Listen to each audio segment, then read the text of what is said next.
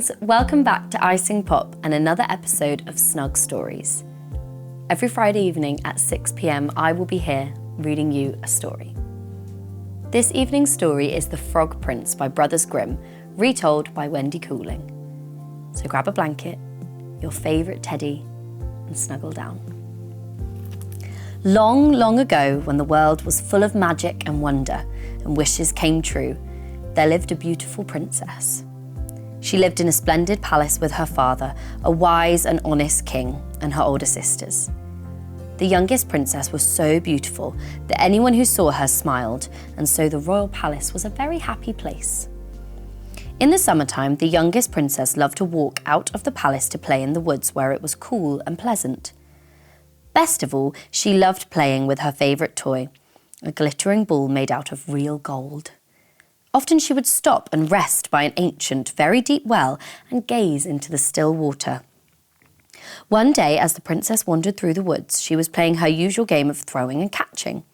She was good at this game and was shocked when she missed the ball and saw it roll away and fall into the well. She heard the loud, echoing splash as it hit the dark water and was sure that her golden ball was lost forever. Favourite toys are very important things, and the beautiful princess was very sad to lose hers. So sad that she sighed softly, and a few tears rolled down her cheek. She couldn't bear to think that she would never play with her ball again, and she covered her face as she cried. Her grief was interrupted by a voice saying, "Please don't cry. You're too beautiful to be sad. Tell me, what is troubling you?"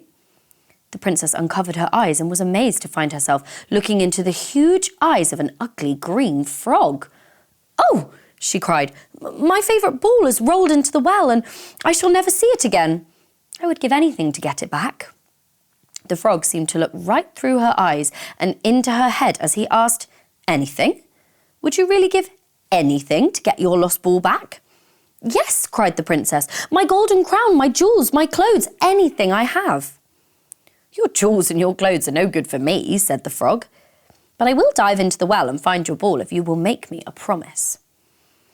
"Will you promise to let me return with you to the palace? Let me live with you, let me eat from your golden plate, let me sleep in your bed and let me make you my wife?" The princess thought the idea of marrying the horrid, slimy frog was just too silly to be taken seriously. But she did want her golden ball back, so although she was laughing inside, she agreed to all the frog asked. She watched as he closed his large eyes, stretched his long back legs and dived straight as an arrow into the well. The frog returned to the surface faster than you can imagine, carrying the princess's ball in his mouth.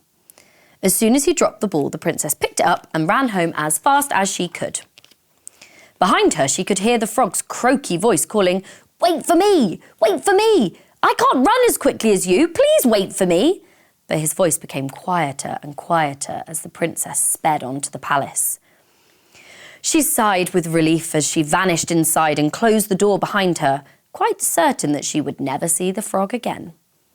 Next day, the princess was sitting down to dinner with her family when there was a strange slipping noise outside, followed by a soft knocking at the door and a voice almost singing, "Let me in, dear princess. Open the door, let me in. Remember your promise. Let me in, let me in."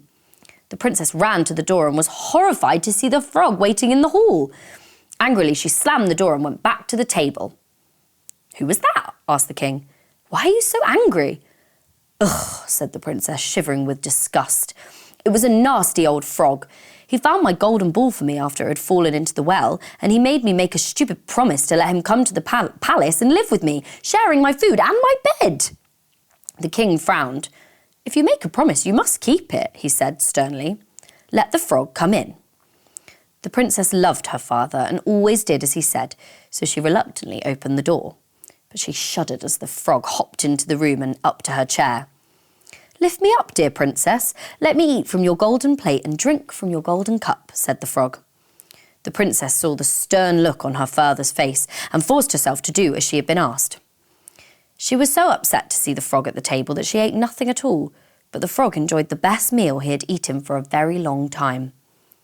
At last the frog said, "Princess, I am tired after my long journey to the palace. Please carry me up to your bed so that I can rest for the night."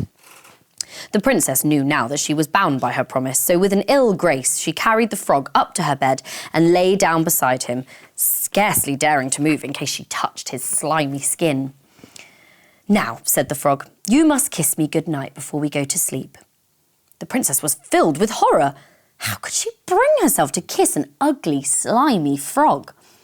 But she could almost hear the voice of her father saying, "A promise is a promise."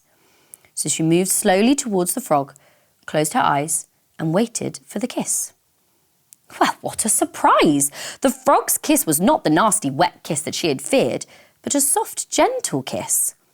The princess opened her eyes, and there beside her was not the frog that she disliked so much, but a smiling, handsome prince. The prince told the princess of his long enchantment by a wicked fairy, an enchantment that could only be lifted by a beautiful princess.